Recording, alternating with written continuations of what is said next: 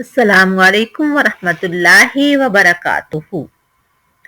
अल्लाह ताला ने सूरत तलाक में फरमाया है, वमन यत्तकिल्लाहा यजअल लहू मखरजा वयरज़ुकुहु मिन हैसु ला यहतसिब।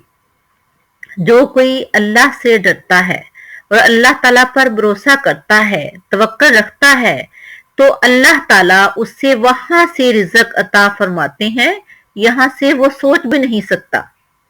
हमारा यकीन है कि हमारा राज़िक अल्लाह ताला है, हमारा मालिक अल्लाह ताला है, हमारी दुआओं को कबूल करने वाली ज़ात अल्लाह ताला है। तो आज हम हलाल रिज़्क, इल्म में इज़ाफ़े और आमाल की कबूलियत की दुआ याद करते हैं। बड़ी मुख्तसर सी दुआ है जिसे हमें चाहिए कि हम नमाज के बाद 7 दफा लाजमी पढ़ें। तो आइए दुआ देखते हैं। दुआ है, अल्लाहुम्मा इन्नी अस्अलुका इल्मन नाफिअम व रिज़्क़न तय्यिबन व अमलन मुतक़ब्बला।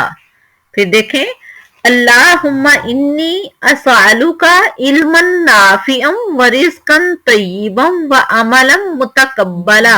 अब देखते हैं हम इसका तर्जुमा। ऐ अल्लाह, मैं तुझसे नफा बख्श इल्म, पाकीज़ा रिज़्क और कबूल होने वाले अमल का सवाल करता हूँ या करती हूँ। अल्लाह ताला हमें नफा बख्श इल्म, हलाल पाकीज़ा और फराख रिज़्क और कबूल होने वाले आमाल करने की तौफीक अता फरमाए। आमीन। अल्लाह हाफिज।